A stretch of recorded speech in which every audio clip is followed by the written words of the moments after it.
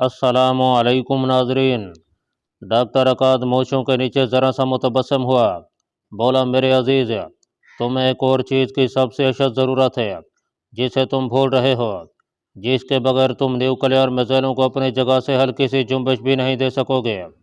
तुम्हें उन कलीदी हिस्सों की ज़रूरत है जिनकी मदद से एटमी मिसाइलों का रुख मोड़ा जाता है। मैं खामोश रहा क्योंकि डॉक्टर अकाद बिल्कुल सही कह रहा था। अगरचा न्यूक्लियर मिसाइलों और उनके अंडरग्राउंड अड्डों के बारे में मैंने बहुत सी किताबों का मुताला किया था और मुझे उनके पुरपेज निज़ाम के सिलसिले में काफ़ी मालूमात हासिल थी, लेकिन कंप्यूटर के कलीदी हिस्सों की तरफ मेरा ख्याल नहीं गया था। मुझे ये भी मालूम था कि जहाँ न्यूक्लियर मिसाइल नस्ब होते हैं उसे अमरीकी इस्तिलाह में लॉकर रूम कहा जाता है। एटमी मिसाइलों के इर्द गिर्द मजबूत तरीन शीशे की दीवार बनी होती है। एक तरफ लॉकर रूम में पैनल लगा होता है जहाँ एक मेरन फौजी पूरी मुस्तैदी से चाको चौबंद होकर बैठा रहता है। उसकी आंखें सामने लगे कंप्यूटर पर होती हैं जिस पर 3 जीरो के हिस्से आहिस्ता आहिस्ता झिलमिलाते रहते हैं। उसके कान करीब ही पड़े सुर्ख रंग के टेलीफोन पर लगे रहते हैं। यही वो टेलीफोन है जिस पर मुल्क का सदर आलमी और एटमी जंग छिड़ जाने की सूरत में खास कोड बोलने के बाद न्यूक्लियर मिसाइल फायर करने का हुक्म देता है। यहाँ हर सिपाही की सिर्फ 4 घंटे ड्यूटी होती है। 4 घंटों के बाद दूसरा फौजी ड्यूटी पर आ जाता है। दूसरी बात यह कि लॉकर रूम के बाहर एक छोटे से चकोर सुराख में से एक दूसरा फौजी मशीन गन हाथ में थामे मिसाइलों पर ड्यूटी देने वाले फौजी को मुसलसल देखता रहता है, ताकि अगर यह शख्स ज़हनी खलफशार में मुब्तला होकर कहीं सुर्ख बटन दबाकर और कलीदी हिस्सों की मदद से कंप्यूटर ऑन करके मिसाइल फायर करने की कोशिश करे तो उसे वहीं गोली से उड़ा दिया जाए। क्योंकि जब एक शख्स को यह मालूम हो जाए कि वो एक ऐसे सुर्ख बटन के सामने बैठा है जिसके ज़रा सा दबाने से सारी दुनिया में एटमी जंग शुरू हो सकती है, तो उस पर सख्त नफ्सियाती दबाव होता है और वह मुश्तइल होकर कोई भी हरकत कर सकता है। इसी खतरनाक नुक्ते को सामने रखते हुए एक तो लॉकर रूम में 4 घंटे से ज़्यादा कोई मेरन ड्यूटी नहीं दे सकता, दूसरे एक दूसरा फौजी उसकी मुसलसल निगरानी कर रहा होता है। न्यूक्लियर गाइडेड मिसाइल की अंडरग्राउंड तनसीबात 4 कमरों पर मुश्तमिल होती है और उनमें किसी जगह सिवाय लॉकर रूम के कोई पुख्ता दीवार नहीं होती। दीवारों की जगह फौलादी जंगले लगे होते हैं जो बटन दबाने से ऊपर उठते और फिर नीचे आ जाते हैं। ऐसा इस वजह से किया जाता है कि कमरों की हर शय पर नज़र रखी जा सके। सिर्फ लॉकर रूम की मुख्तसर 4 दीवारी फौलाद और कंक्रीट से तैयार की गई होती है। उसका दरवाज़ा भी फौलादी सलाखों वाला होता है जहाँ से लॉकर रूम के अंदर न्यूक्लियर मिसाइलों और पहरे पर मौजूद फौजियों को आसानी से देखा जा सकता है। यहाँ जगह जगह दीवारों के साथ टीवी स्क्रीन होते हैं जिन पर बाहर चारों तरफ का मंजर हर वक्त नज़र आता रहता है। इसराइल का न्यूक्लियर मिसाइल स्टेशन अमेरिका की मदद से लगाया गया था और उसके लॉकर रूम में 4 एटमी मिसाइल नस्ब थे। उनके न्यूक्लियर हेड थे, यानी उनके सरों पर एटम बम लगे होते हैं। उन 4 मिसाइलों में से एक मिसाइल का रुख शाम के दारुल हुकूमत दमिश्क, एक का इस्कंदरिया, एक मिसाइल का कहरा और एक मिसाइल का रुख मिस्री की एक फौजी छावनी की जाने मुतय्यन कर दिया गया था। उन मिसाइलों को सिर्फ इस सूरत में छोड़ा जाता था जब शाम और मिस्र की जानब से एटमी मिसाइल चलाने की धमकी दी जाए। इस किस्म के न्यूक्लियर मिसाइल शाम ने भी रूसियों की मदद से एक खुफिया अंडरग्राउंड मकाम पर नस्ब कर रखे थे और उनका रुख इसराइल के 2 बड़े शहरों यानी तल अबीब और यरूशलेम की जाने मुतय्यन कर दिया गया था। इसराइली मिलिट्री इंटेलिजेंस की खुफिया रिपोर्ट के मुताबिक ऐसे मिसाइल मिस्र ने भी सहरा सीना में किसी पोशीदा मकाम पर नस्ब कर रखे थे। इसराइली न्यूक्लियर हेड मिसाइलों के अंडरग्राउंड कमरों में ऐसा इंतज़ाम कर दिया गया था कि एटमी जंग छिड़ जाने की सूरत में वहाँ एटमी ताबकारी की शुआएँ अंदर दाखिल नहीं हो सकती थीं। इसके अलावा वहाँ गैस, पावर और खाने पीने का सामान इतनी मकदार में जमा कर दिया गया था कि लॉकर रूम का अमला वहाँ 6 माह तक रह सकता था। लॉकर रूम के ख़तरनाक सुर्ख टेलीफोन की तार ज़मीन के अंदर ही अंदर एक फौलादी पाइप के ज़रिए दारुल हुकूमत तल अबीब में इसराइली वज़ीर आज़म के बेडरूम तक पहुँचाई गई थी। वायरलेस टेलीफोन का ख़तरा इसलिए मोल नहीं लिया गया था कि उसके सिग्नल जाम किए जा सकते थे। मेरी इन मालूमात से सादिया और डॉक्टर अकाद को कदर हैरत ज़रूर हुई थी, अगरचे उन्हें इस हकीकत का भी इल्म था कि इस न्यूक्लियर अहद में ऐसी मालूमात एक कामयाब कमांडो और एजेंट के इल्म का जुज़्व होती हैं। इसके बावजूद ये लोग मेरे वसी तजर्बे और जुर्रत व दिलेरी के वसी तर इम्कानात से पूरी तरह वाकिफ़ नहीं थे। ये मेरी इसी जुर्रतमंदाना इफ्ताद का तबे पर तो था कि मैंने उनके सामने एक ऐसे ख़तरनाक तरीन मिशन का मंसूबा पेश किया जिस में मेरी जान जाने का 90% इम्कान था। मंसूबा चूँकि एक एतबार से तीर बहदफ था, इसलिए डॉक्टर अकाद ने फ़ौरन इसकी मंजूरी दे दिया और भरपूर ताउन का यकीन दिलाया। मैंने सादिया से कागज़ कलम लिया और डॉक्टर अकाद को नंबरवार अपनी तमाम ज़रूरियात लिख दिया। उनमें से एक बाएतमाद जांबाज सरफरोश है, एक कंप्यूटर इलेक्ट्रॉनिक्स के माहिर साथी कमांडो की डिमांड के अलावा साइलेंसर वाली 2 ऑटोमेटिक जर्मन पिस्तौलें और 2 पॉलिएस्टर नायलॉन के मास्क और साइनाइड जहर के 2 कैप्सूल भी शामिल थे। न्यूक्लियर कंप्यूटर के कलीदी हिस्सों की फराहमी की जिम्मेदारी आज खुद डॉक्टर अकाद ने ले ली थी। रात 11 बजे डॉक्टर अकाद अगले रोज़ रात 8 बजे आने का वादा करके चला गया। खाना हमने इकट्ठे ही खा लिया था। सादिया दोबारा काफ़ी बना कर ले आई। मैं उसके भीतर से उठकर सोफे पर बैठ गया। सादिया चौंक कर बोली, ये क्या? नहीं नहीं, तुम मेरे पलंग पर ही सो गया। मैं सोफे पर सोऊंगी। अभी तुम्हारी तबीयत ठीक नहीं है। मैंने मुस्कुराते हुए कहा, मैं बिल्कुल ठीक हूँ सादिया, तुम मेरी इतनी फिक्र ना किया करो। और फिर हम तो मौत के हाथ में हाथ डालकर चलते फिरते रहते हैं। मैंने पहली बार सादिया की सियाह चमकीली आंखों में गम के सियाह बादल उठते देखे। ये बदली किसी वक्त भी बरस सकती थी। मोहब्बत के इन शौक और रंगीन फूलों से एक कमांडो का दामन खाली होता है। उसकी ज़िंदगी तो कड़ी धूप में तपते रेगिस्तान में सफ़र करते गुजरती है। कहाँ की मोहब्बतें और कहाँ के रोमान। अगली रात डॉक्टर अकाश ठीक 8 बजे आ गया। उसने इसराइली न्यूक्लियर मिसाइल अड्डे के बारे में मुझे जो मालूमात फराहम किए, उस पर मैं हैरान रह गया। तब मुझे एहसास हुआ कि इस मुख्तसर से गैर दिलचस्प फ़लस्तीनी मुजाहिद का दायरा कार किस कदर वसी था और इसके आदमी कहाँ कहाँ फैले हुए थे। ये एक नीले लेटर पेड का कागज़ था जिस पर मिसाइल अड्डे का सारा नक्शा बना हुआ था। न्यूक्लियर कंप्यूटर के कलीदी हिस्सों के बारे में डॉक्टर ने कहा कि जो फ़लस्तीनी कमांडो मेरे साथ जाएगा, ये हिस्से उसे अजबर हैं और वही तुझे बताएगा। मैं मिसाइल अड्डे के नक्शे का बड़े गौर से मुताला करने लगा। डॉक्टर अकाद ने सिगार सुलगाते हुए कहा, इस सिलसिले में मज़ीद मालूमात तुम्हें वहाँ पहुँच कर मिल जाएंगी। हमारा एक आदमी वहाँ है जो कमांडो तुम्हारे साथ जाएगा। वो उस फराज को जानता है। उसे तुम्हारे मिशन के बारे में पहले से इतला कर दी गई है। तुम्हारी तस्वीर भी उसे दिखा दी गई है। मैंने डॉक्टर अकाद से पूछा कि फ़लस्तीनी कमांडो कब आएगा। इस पर उसने अपनी करंजी आंखें सुखाड़ कर मेरी तरफ देखा और बोला, तुम अपना मिशन कब शुरू करना चाहते हो? मैंने कहा, अगर फ़लस्तीनी कमांडो कल मुझसे मिले तो मैं कल रात ही अटैक कर दूंगा। सादिया काफ़ी बना कर ले आई। डॉक्टर अकाद कहने लगा, जिस फ़लस्तीनी कमांडो को तुम्हारे साथ जाने के लिए चुना गया है उसका कोई नाम नहीं है। वैसे यहाँ वो एक इसराइली नाम से अपना काम कर रहा है, मगर तुम्हारे लिए वो नाम बेकार है। तुम उसे फोकस के नाम से बुलाओगे। फिर डॉक्टर अकाद ने अपनी कलाई की घड़ी पर वक्त देखा और बोला, आज रात 12 बजे के बाद तुम मेरे साथ फ़लस्तीनी कमांडो फोकस से मुलाकात करने वाले हो। ओके, मैं 12 बजे आऊँगा। उसने काफ़ी का एक घूंट तक न पिया और ब्रीफ केस उठाकर फ्लाइट की सीढ़ियाँ उतर गया। सादिया स्टोर बंद करने चली गई। मैं टेबल लैंप की रोशनी में मिसाइल अड्डे का नक्शा खोल कर बैठ गया। लॉक रूम की दीवार तक अंडरग्राउंड अड्डे की एक एक राहदारी वाज़े तौर पर नजर आ रही थी।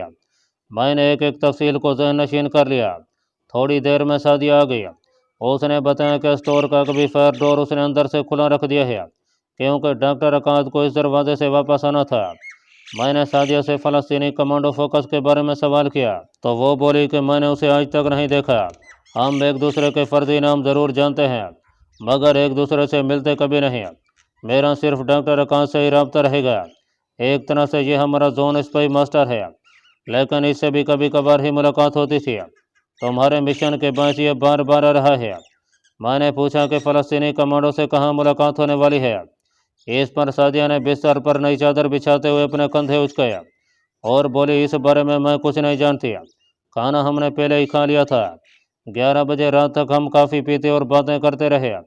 ठीक 12 बजे सादिया ये कहकर नीचे चली गई कि डॉक्टर अकाद आ गया होगा। चंद सेकंड गुजरे होंगे कि मुझे डॉक्टर अकाद के शिकार की खुशबू सीढ़ियों से आती महसूस हुई। खिलाफ तवक्को उसने इसराइली रहबों वाला लिबास पहन रखा था। उसके हाथ में ब्रीफ केस की बजाय कोई मजहबी किताब थी। ऐसा ही एक लिबास वो मेरे लिए भी लाया था। उसने पैकेट मेरी तरफ उछाल कर कहा, इसे फ़ौरन पहन लो, तुम्हें मेरे साथ चलना होगा। मेरी छोटी सी फ्रंज कट दाढ़ी बढ़ थी, सर पहले ही मुंडा हुआ था। मैंने सर पर रहबों वाली टोपी जमाई, निसवारी लंबा चोगा पहना, ہاتھ میں تسبیح لی اور ڈاکٹر اکاد کے پیچھے پیچھے اسٹور کے ایک بھی دروازے سے اندھیری گلی میں نکل گیا۔ یروشلم کی یہ چھتی ہوئی اندھیری گلی ایک محرابی دروازے کے پاس پہنچ کر ختم ہو گئی۔ سامنے ایک بھی بازار تھا جس کی دکانیں بند تھیں۔ یہ یروشلم کا گنجان آبادی والا علاقہ تھا۔ یہاں ایک پرانے ماڈل کی ایک بوسیدہ سی کار کھڑی تھی۔ ڈاکٹر اکاد میری طرف دیکھ کر بولا، تمہارا نام ربی شکول ہے؟ میں ربی جیروم ہوں، اور ہم ناصرہ میں ایک بیمار ساتھی کی عیادت کو جا رہے ہیں جس کی طبیعت اچانک خراب ہو گئی ہے۔ اس نے کار کا دروازہ کھولا۔ میں اس کے ساتھ اگلی سیٹ پر بیٹھ گیا۔ پرانی کار کھڑکھڑاتی ہوئی شہر کے دروازے کی طرف چل پڑی۔ میرا حلیہ کافی بدلا ہوا تھا اور میں اتنی آسانی سے پہچانا نہیں جا سکتا تھا۔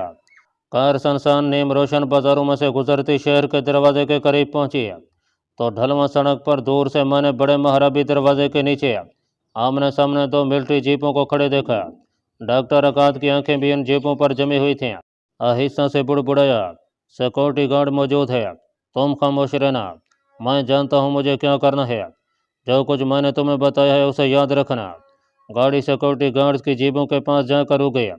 دو اونچے لمبے اسرائیلی فوجی ہیلمٹ لگائے ہاتھوں میں اسٹین گنے لیے ہماری طرف بڑھے۔ ڈاکٹر اکاد نے ان کی طرف دیکھ کر مسکراتے ہوئے کہا، میرے بچوں، ہمیں اپنے ایک ساتھی ربی کی شدید عدالت کے باعث ابھی ناصرہ جانا پڑ گیا ہے۔ ارے ہاں، میرے پاس تلابیب سے آئے ہوئے کچھ عمدہ سگار ہیں، کیا تم شوق کرو گے؟ یہ کہہ کر ڈاکٹر اکاد نے گاڑی کے ڈیش بورڈ میں سے سگار کا ایک پیکٹ نکال کر سیکورٹی گارڈز کی طرف بڑھایا۔ پرانی گاڑی میں دو سیدھے سادے ریبوں کو دیکھ کر وہ پہلے ہی مطمئن ہو چکے تھے۔ اب سگار ملے تو خوش ہو کر شکریہ ادا کیا اور آگے بڑھنے کی اجازت دے دی۔ ہماری کار ڈھلانی سڑک پر کھڑکھڑاتی تیزی سے آگے بڑھی اور پھر شہر کے باہر جاتی کھلی سڑک پر ایک طرف روانہ ہو گئی۔ ڈاکٹر اکاد خاموش تھا۔ کار رات کے اندھیرے میں ستاروں کی دھیمی روشنی میں بنجر ٹیلوں کے آس پاس سے ہو کر آگے بڑھ رہی تھی۔ ایک بار میں نے اکاد سے کوئی بات کرنے کی کوشش کی تو اس نے ہاتھ کے اشارے سے مجھے خاموش رہنے کی تلقین کی۔ سڑک سانپ کی طرح ٹیلوں کے درمیان بل کھاتی جا رہی تھی۔ مجھے سامنے ایک ٹیلے کے عقب میں روشنی نظر آئی جو آگے ہماری طرف بڑھ رہی تھی۔ پھر اچانک سڑک پر ہم سے تھوڑے فاصلے پر ایک دوسری گاڑی نمودار ہوئی جس کی ہیڈ لائٹس کی روشنیاں سڑک پر پڑیں۔ ڈاکٹر اکاد نے دانتوں سے اپنے بھچے ہوئے ہونٹ کاٹتے ہوئے کہا، اسرائیلی فوجی جیپ ہے، خبردار کوئی بات نہ کرنا، گونگے بہرے بن جانا، میں سنبھال لوں گا ان کو۔ ہماری کار کی روشنی پڑی تو جیپ میں مجھے دو فوجی بیٹھے نظر آئے جن کے سر ہیلمٹ سے ڈھکے تھے، اور ایک فوجی کی اسٹین گن اوپر کو اٹھی ہوئی بیرل مجھے صاف نظر آ رہی تھی۔ فوجی جیپ سڑک کے بیچ میں آ گئی، اس کی رفتار ہلکی ہو گئی اور اس کے ڈرائیور نے لائٹس کو 3 بار ڈپ کر کے ہمیں رکنے کا اشارہ کیا۔ ہم نے اپنی پرانی کار روک لی۔ اسرائیلی فوجی اپنے جیپ سے اتر کر ہماری طرف بڑھے۔ ان کی جیپ کی ہیڈ لائٹس روشن تھیں۔ ایک فوجی 2 قدم پیچھے کھڑا ہو گیا، اس کی اسٹین گن کا رخ میری طرف تھا۔ دوسرے فوجی نے ایک ہاتھ جیب میں ڈال رکھا تھا، یقیناً اس جیب میں پستول ہوگا۔ اس نے گاڑی میں 2 یہودی ریبوں کو بیٹھے دیکھا تو احتراماً ذرا سا سر جھکایا اور پوچھا کہ ہم آدھی رات کو کہاں جا رہے ہیں۔ ڈاکٹر اکاد ربی جیروم کے روپ میں اسلام میں پوری طرح تیار تھا۔ اس نے مسکراہٹ لاتے ہوئے بڑے اعتماد سے کہا کہ ہمارا ایک ربی ساتھی ناصرہ شہر میں اچانک بیمار پڑ گیا ہے، اس کی حالت خراب ہے، ہم اس کی تیمارداری کو جا رہے ہیں۔ اسرائیلی فوجی افسر میرے قریب آ گیا۔ اس نے مجھے گھور کر دیکھا، اس کا ایک ہاتھ ابھی تک جیب میں رکھے پستول پر تھا۔ میں نے مسکرا کر سر کو خفیف سا نیچے کر کے خیر مقدم کیا اور ہاتھ میں پکڑی تسبیح چلانے لگا۔ وہ پیچھے ہٹ گیا اور ڈاکٹر اکاد کی طرف دیکھ کر بولا، ٹھیک ہے فادر، تم جا سکتے ہو، میری جان میں جان ہے۔ تھوڑی دیر بعد ہماری گاڑی ایک بار پھر رات کے اندھیرے میں یروشلم کے جنوبی مضافات کے پہاڑی ٹیلوں کے درمیان چکر کھاتی جا رہی تھی۔ اکاد نے گہری سانس لے کر کہا، اب آگے راستہ صاف ہوگا۔ یہ گشتی جیپ تھی جو چلی گئی۔ میں خاموش رہا۔ ہماری پرانی گاڑی کھڑکھڑاتی ہوئی ایک ٹیلے کی ڈھلان اتر کر زیتون کی اونچی جھاڑیوں کے قریب آئی تو مجھے درختوں کے عقب میں ایک بیرک نما عمارت کی ڈھلانی چھت کا سایہ سا نظر آیا۔ اکاد نے گاڑی اس بیرک کے پیچھے جھاڑیوں کے اوٹ میں کھڑی کر دیا اور مجھے ساتھ لے کر بیرک کے سامنے والے برآمدے کی طرف آ گیا۔ بیرک چھوٹی سی تھی، ایک طرف سے اس کی چھت نیچے کو جھکی ہوئی تھی، لکڑی کے ستون پر کوئی جنگلی بیل چڑھی ہوئی تھی، اندر کہیں بھی روشنی نہیں ہو رہی تھی۔ برآمدے کا فرش ناہموار تھا۔ ڈاکٹر اکاد نے بند دروازے پر آہستہ سے کہا، فوکس۔ دروازے کا پیڈ چرچراہٹ کے ساتھ کھل گیا۔ اندر آ جاؤ۔ किसी ने करख्त आवाज़ में कहा। पहले तो मुझे अंदर दाखिल होने के बाद कुछ दिखाई न दिया। अकाद मेरे करीब ही खड़ा कह रहा था, पाकिस्तानी कमांडो मेरे साथ है। वो करख्त आवाज़ बुलंद हुई, तुमने अपनी तसल्ली कर ली है? अकाद ने कहा, हाँ। अब मुझे अंधेरे में एक आदमी का हवला नजर आया, जो एक मेज़ पर दोनों हथेलियां टिकाई आगे की तरफ झुका हुआ था। उसने मेरी तरफ देखा। उसकी आंखें चीते की आंखों की माने चमकने लगीं। उसने अब मुझे मुखातिब किया, तुम्हारे बारे में मुझे सब कुछ बता दिया गया है, मगर मेरे बारे में तुम्हें कुछ मालूम नहीं है। इसकी ज़रूरत भी नहीं। पाकिस्तानी हमारे मुस्लिम भाई हैं, उन्होंने हमेशा हमारे काज की हिमायत की है। क्या तुम मेरे साथ मर सकोगे? वो अरबी में बोल रहा था। मैंने अरबी में ही जवाब दिया, अपना मिशन पूरा किए बगैर नहीं मरूंगा। फोकस की आंखों की चमक में इजाफा हो गया। उसने मेरे कंधे पर अपना हाथ रख दिया। उसके हाथ में फौलाद जैसी सख्ती थी। वो मुस्कराया। अंधेरे में उसके सफ़ेद दांतों की लकीर नजर आने लगी। फिर उसने जल्दी से अपना हाथ पीछे कर लिया और डॉक्टर अकांत की तरफ देखकर बोला, अब तुम जा सकते हो। डॉक्टर अकांत खामोशी से बाहर निकल गया। उसने मुझसे सलाम दुआ भी न किया। फ़लस्तीनी कमांडो फोकस ने दरवाज़ा बंद कर दिया। अब मुझे कमरे के अंधेरे में धुंधली धुंधली चीज़ें नजर आने लगी थीं। 2-3 कुर्सियां दीवार के पास रखी थीं। कोने में फर्श पर एक कैंप काट बिछी थी। कमांडो फोकस ने लकड़ी के फर्श का एक तख्ता खिसका दिया। नीचे लकड़ी की सीढ़ी लटकी हुई थी। कहने लगा, नीचे उतर जाओ, सुबह बात करेंगे। मैं कुछ पूछने ही वाला था कि फोकस ने मुझे झड़क दिया, नीचे उतर जाओ। मैं चुपके से रस्सी की सीढ़ी पर लटकता नीचे उतर गया। नीचे एक तहखाना था, छोटा सा अंधेरा कमरा था, जिसकी फिजा में गीली मिट्टी की बू फैली हुई थी। ज़मीन पर पुरानी मैट्रेस बिछी थी। मैं उस पर बैठ गया। मैट्रेस के स्प्रिंग टूटे हुए थे। कमांडो फोकस ने लकड़ी का तख्ता अपनी जगह से खिसका दिया। तहखाने में इस कदर अंधेरा हो गया कि मुझे वाकई अपने हाथ भी नजर आना बंद हो गया। खुदा जाने ये फ़लस्तीनी कमांडो मेरा इम्तिहान ले रहा था या ये उसकी मजबूरी थी। बहरहाल मैं चूँकि इस किस्म की मुसीबतें झेलने का आदी था, इसलिए मैट्रेस पर लेट गया। उसके टूटे हुए स्प्रिंग मेरी कमर में चुभ रहे थे। तहखाने में किसी जगह से ताज़ा हवा के आने का एहसास हो रहा था, लेकिन अंधेरे में वो जगह दिखाई नहीं दे रही थी। मैंने भी ज़्यादा तरद्दुद न किया और बाजू सर पर रखकर आंखें बंद कर लीं। थोड़ी देर बाद मुझे नींद आ गई। आँख उस वक्त खुली जब किसी ने मेरे पाँव को दबाया। मैंने आंखें खोल कर देखा, छत का तख्ता हटा हुआ था और वहाँ से दिन की फीकी फीकी रोशनी आ रही थी। मेरे पाँव की जानिब एक दराज का दुबला पतला नौजवान खड़ा अपने पाँव से मेरा पाँव हिला रहा था। उसके शाने चौड़े थे, बाल छोटे छोटे तराशे हुए थे। उसके चौड़े जबड़े वाले चेहरे पर गहरी संजीदगी थी। यह सिवाय कमांडो फोकस के और कोई नहीं हो सकता था। उसकी नीली आंखें चीते की आंखों की तरह चमक रही थीं। मैं उठ बैठा। उसने अरबी ज़बान में कहा, ऊपर आ जाओ। यह कहकर वो रस्सी की सीढ़ी की मदद से तहखाने के ऊपर चला गया। मैं भी उसके साथ ही ऊपर चला आया। ये वीरान जंगल में कोई पुरानी बोसीदा सी बैरक थी, जिसके अंदर कांट का बाढ़ भरा हुआ था। दरवाज़ा बंद था। कमांडो फोकस बंद दरवाजे के पास खड़ा किसी खुफिया सुराख में से बाहर देख रहा था। छोटी सी गोल मेज पर मोमबत्ती की मोम चिमटी हुई थी। कमांडो फोकस दरवाजे से हटकर मेरे करीब आया। मुझे कुर्सी पर बैठने का इशारा करके खुद भी कुर्सी पर बैठ गया। एक टांग दूसरी टांग पर रखी और ज़रा पीछे झुककर अपने कान की लू को उंगलियों से मरोड़ता हुआ बोला, सबसे पहले तुम्हें यह यहूदी रब्बी का हुलिया बदलना होगा। तुम्हें लाकर रोम के कोड वर्ड्स बता दिए जाएंगे। गाइडेड मिसाइल के कलिंदी हिस्सों की तुम्हें ज़रूरत नहीं पड़ेगी, मगर इसराइली हुकाम की यकीन दिहानी के लिए तुम्हें उसके शुरू और आखिर के दो हर्फ बता दिए जाएंगे। ये 4 हिस्से मिसाइल पोस्ट के हुकाम के पांव तले की ज़मीन खिसकाने के लिए काफ़ी होंगे। कमांडो फोकस बात करते करते रुक गया और बंद दरवाजे के सुराख में से बाहर देखने लगा। फिर मेरी तरफ मुँह करके बोला, तुम्हारे साथ 2 कमांडो कर दिए जाएंगे। मैं मिसाइल पोस्ट पर ही रहूँगा, मगर तुम वहाँ मुझसे कोई बात नहीं करोगे, मेरी तरफ देखोगे भी नहीं। वो चलता हुआ मेरे करीब आकर शिकस्ता कुर्सी पर बैठ गया। मेज़ पर कोहनियाँ टिकाई और मेरी तरफ झुक कर बोला, यह बड़ा ख़तरनाक मिशन है, इसका 80% बोझ तुम पर है, क्या तुम इसे संभाल लोगे? मैंने कहा, इसका सबूत तुम्हें उस वक्त मिल सकता है जब मैं कमांडो साथियों को लेकर मिसाइल पोस्ट पर हमलावर होऊंगा। वो मेरी आंखों में आंखें डाले घूरता रहा, कुछ कहे बगैर उठा, छोटी सी बैरक के फर्श पर टहलने लगा, फिर मेरे सामने कुर्सी पर आकर बैठ गया। बंद बैरक के बाहर किसी वक्त चिड़िया के बोलने की आवाज़ आ जाती थी। उसने हाथ बढ़ाकर कहा, तुम्हारे पास न्यूक्लियर मिसाइल स्टेशन का जो नक्शा है मुझे दिखाओ। मैंने जेब से एक तय किया हुआ कागज निकाल कर उसकी तरफ बढ़ा दिया। उस कागज पर मिसाइल स्टेशन के अंदर के कमरों का पूरा नक्शा बना हुआ था।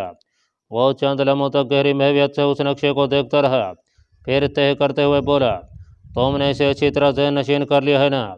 मैंने इस बात में जवाब दिया। उसने नक्शा मेरी तरफ बढ़ाकर कहा, एक बार फिर इसे गौर से देख लें। मैंने नक्शे पर एक बार फिर निगाह डाली। उसकी तमाम तफसीलात, आड़ी तिरछी लकीरों और लाकर रूम की तरफ जाती राहदारी और बाहर के गेट की फौजी पोस्ट को गौर से देखा। इसके बाद कमांडो फोकस ने वो नक्शा मुझसे लेकर माचिस की तीली जलाई और उसे जलाकर राख करके फर्श पर पाँव से मसल दिया। वह उठा और बोला, यहाँ से निकलकर बैरक के पीछे जाओगे तो एक छोटा सा गुसल खाना मिलेगा, उसके साथ किचन भी है, वहाँ नाश्ता तैयार है। वहीं एक मेज़ पर तुम्हें खाकी रंग की पतलून कमीज भी मिलेगी, उसे पहन लेना। ये कपड़े वहीं रहने देना। अब जाओ। वह कुर्सी पर ही बैठा रहा। मैं दरवाज़ा खोलकर बाहर बरामदे में आया। ताज़ा हवा ने मेरे रगों पे को एकदम से ताज़ा कर दिया।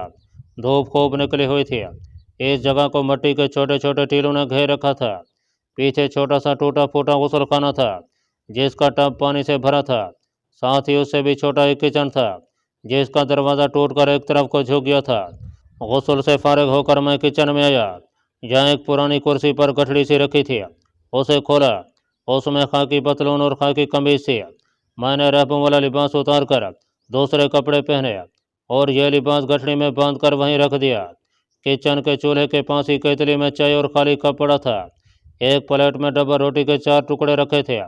मैंने वहीं खड़े खड़े नाश्ता किया। वापस बैरक में आया तो कमांडो फोकस गायब था। मेज पर एक रुका पड़ा था। मैंने उसे खोलकर पढ़ा। लिखा था कि अब तुम मुझे यहाँ नहीं देख सकोगे, तुम इसी बैरक में रहोगे। मौसम की रिपोर्ट के मुताबिक अगले 24 घंटों में बारिश होगी। शाम को तुम्हारे साथी कमांडो यहाँ पहुँच जाएंगे। तुम्हें सिर्फ बारिश की सूरत में अटैक करना होगा। अगर बारिश ना हुई तो अटैक मुलतवी कर देना होगा। खाना तुम्हें यहाँ मिलता रहेगा। नीचे किसी के दस्तखत नहीं थे। जाहिर है ये कमांडो फोकस ने रुका लिखा था। मैंने रुके को फाड़ कर उसके छोटे छोटे पुर्जे करके बाहर रेत में दबा दिए और बैरक के अंदर दरवाज़ा बंद करके बैठ गया। जहन में तरह तरह के ख्यालात आने लगे। मेरा असल मिशन मिस्र में मुतय्यन पाकिस्तानी सफारतकार की बेटी को यहूदियों की कैद से निकाल कर वापस मिस्र ले जाना था। यह कोई मामूली अगवा नहीं था, बल्कि उस लड़की के जरिए बहुत ऊंची सतह पर अरब मफादात को ब्लैकमेल करने की घिनौनी कोशिश की जा रही थी। कभी ख्याल आता कि मैं अपने मिशन में कामयाब ना हुआ तो क्या होगा। मुझे अपनी जान की फिक्र नहीं थी। कमांडो जब अपने वतन की खिदमत के लिए निकलता है तो वो वतन की आन पर अपनी जान का पहले ही सौदा कर चुका होता है। तशवीश सिर्फ इस बात की थी कि अगर मिशन नाकाम हो गया और किसी मामूली सी भूल चूक के बायस हम मार दिए गए तो अरब मफादात और आज़ादी फ़लस्तीन के काज को ज़बरदस्त और नाकाबिल तलाफ़ी नुकसान पहुँचेगा। मैंने ऐद किया कि मिशन को हर हालत में कामयाब बनाया जाएगा।